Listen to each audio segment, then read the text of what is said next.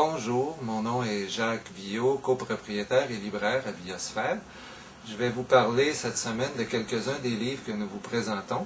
Il y a d'abord un livre fort important qui s'intitule « Les plantes agricoles et leurs maladies », rédigé par Roger Doucet, qui est un des plus éminents agronomes ici au Québec, professeur à l'Institut de technologie agricole de Saint-Hyacinthe depuis bon nombre d'années.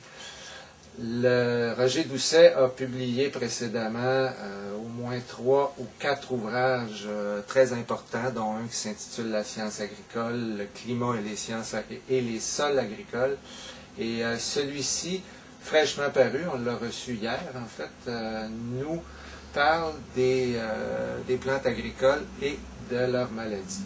Et c'est vraiment, je pourrais dire, pour les plantes agricoles, l'équivalent en importance du livre « La flore laurentienne » de Marie-Victorin, parce que M. Doucet fait vraiment le tour de la question des maladies des plantes agricoles, avec bon nombre d'illustrations, 350 illustrations, dont plusieurs photos couleurs des maladies des plantes. Alors, c'est publié ici au Québec aux éditions Berger, les mêmes qui avaient publié dans cette collection intitulée « La science agricole », le livre « La culture biologique des légumes » de notre ami Denis Lafrance, il y a de ça quelques mois, qui est aussi un livre remarquable. Dans un autre ordre d'idée, il y a un livre d'un auteur méconnu qui se nomme le Dr Jean Marchal. Le Dr Jean Marchal a beaucoup étudié auprès de sages tels que Lanza del Vasto, Carfried Durkheim, Arnaud Desjardins, et il s'est inspiré aussi des travaux de Jung pour rédiger ce livre qui s'intitule « Contempler, réfléchir et aimer », où il fait, je vous dirais, un plaidoyer pour la troisième voie d'accès à la connaissance, qui est l'intelligence contemplatrice. Les deux autres voies étant l'intelligence rationnelle et l'intelligence affective. Alors, c'est un livre, encore là, illustré de symboles provenant de différentes origines religieuses, chrétiennes, bouddhistes et autres. Et c'est un tout nouveau livre aussi qui vient d'être publié aux éditions Altesse en France, avec une préface d'Arnaud Desjardins. Au chapitre des rééditions, il y a d'abord ce livre de Rosemary Gladstar. Rosemary Gladstar est une des plus importantes herboristes américaines qui s'intéresse et pratique l'herboristerie depuis plus de 30 ans. Elle était venue d'ailleurs l'automne passé à l'invitation de la Guilde des herboristes pour animer des séminaires ici à Montréal, et nous avons eu l'occasion de la rencontrer. Et ce livre qui s'intitule « Herbal Recipes for Vibrant Health » est en fait la réédition en couverture souple à prix plus abordable du livre qui avait été précédemment publié sous le titre « Rosemary Gladstar Family Herbal ».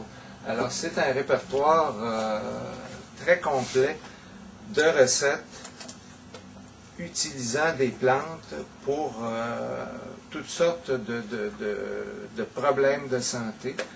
Et c'est donc à prix très abordable, à 19,95 $. Très beau livre aussi, avec photographie et tout. Donc, vivement recommandé.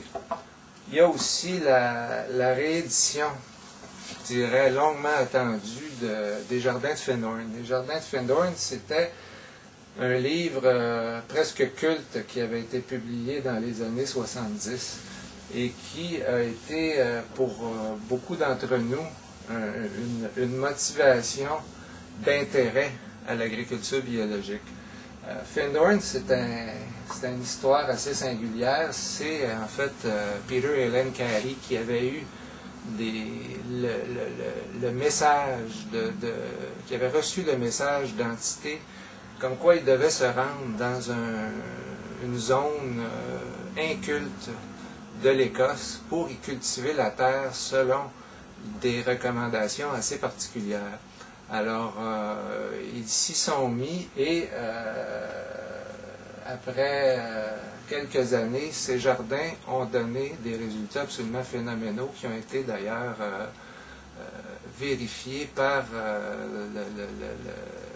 le Royal Botanical Garden en Angleterre. Alors ce livre, Les Jardins de Fenhorn, raconte leur histoire, comment ils en sont venus à développer ces techniques culturelles, à adopter ces techniques culturelles. Il y avait, entre autres, une dame qui était avec eux, qui se nomme Dorothy McLean, qui, elle, était la spécialiste, qui était une Canadienne d'ailleurs, et qui était la spécialiste de la communication avec les élémentaux à Fenhorn, c'est-à-dire qui demandait finalement aux esprits de chacune des plantes comment ils devaient s'occuper de la plante. Alors, ça a été réédité, c'est un magnifique livre avec photo couleur aussi, et, très belle histoire que celle de Fenhorn. Et finalement, au chapitre des calendriers, il y a, c'est la 3e année que nous recevons ce calendrier qui s'intitule tout simplement The Ecological Calendar. Et c'est assez original tant au niveau de la présentation qu'au niveau du contenu. C'est un calendrier qui vient sous forme de panneaux muraux comme ça. Il y a 4 panneaux, en fait, un pour chaque saison de l'année. Et puis, chaque affiche comporte également au verso toute une quantité d'informations sur les planètes, les animaux, les plantes. Alors c'est aussi un très bel objet à afficher. Et la version agenda de ce calendrier est également disponible. Alors on y reprend les mêmes illustrations que dans les panneaux muraux, mais avec un montage différent qui permet là d'inscrire notes et rendez-vous comme dans un agenda conventionnel. Alors voilà, c'était, je vous dirais, nos choix parmi les choix de cette semaine. Alors on vous souhaite une bonne lecture et à bientôt.